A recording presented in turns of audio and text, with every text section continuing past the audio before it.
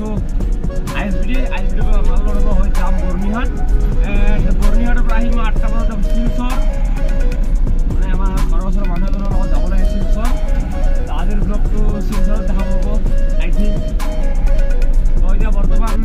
loading পইণ্টলৈকে যাওঁ 8টা বাজক চাওঁ মই যাওঁ নাই মোৰ গেৰেণ্টি নাই কিন্তু কি ফিক্স আৰু 98% ফিক্স যাবই লাগিব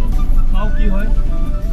বাকী এইফালে এইটো চাচা আহি গৈছে মুখ মেলি কিনে একদম আমি যাম এতিয়া ডাইৰেক্ট মাৰ্কেটত আহি পালোঁ বিহাৰমাৰী মাৰ্কেট এতিয়া হৈ গ'ল ৰাতিপুৱা তো চাওঁ ইয়াৰ পৰা কি লোড হয় হৈ কেনে যাওঁ বৰ্ণিহাট বাকী এইফালে ৰাতিপুৱাই ফ্ৰেছ ৱেডাৰ চাই কেনে মনটো ভাল লাগি গ'ল বজাৰৰ পৰা মাল লোড দি কেনে চিধা যাই আছোঁ এতিয়া বৰ্ণিহাট বাকী চাচাই টেনশ্যনত কিবা এটা ভাবি আছে চাগে আই থিংক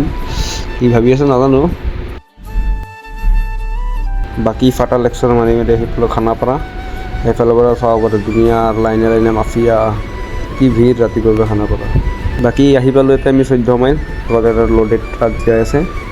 বাকী লুকছ ভাল লাগছে আপোনালোকেতো জানেই মোৰ ট্ৰাক লাভাৰ বাকী হৈ গ'ল এইফালে কাহানি জৰাবাৰত অৰা যাম গাইছ এইফালে আমি খাচিয়াবাইডৰ পৰা লৈ ল'লোঁ শিখৰ আৰু বাকী কিবা কিবি বস্তু গাইছ আমি আহি পালোঁ বৰ্ণিহাট আৰু এতিয়া মানে বজাৰ ল'ব অলপ আজি মানে লোডিং নাই আজি কেঞ্চেল হৈ গ'ল আজি মই অলপ দেৰিকৈ শিলচৰ যাম তো এইটো গাড়ীলৈ লোডিং হোৱা কথা আছিল মোৰ লগৰ এটা চলাম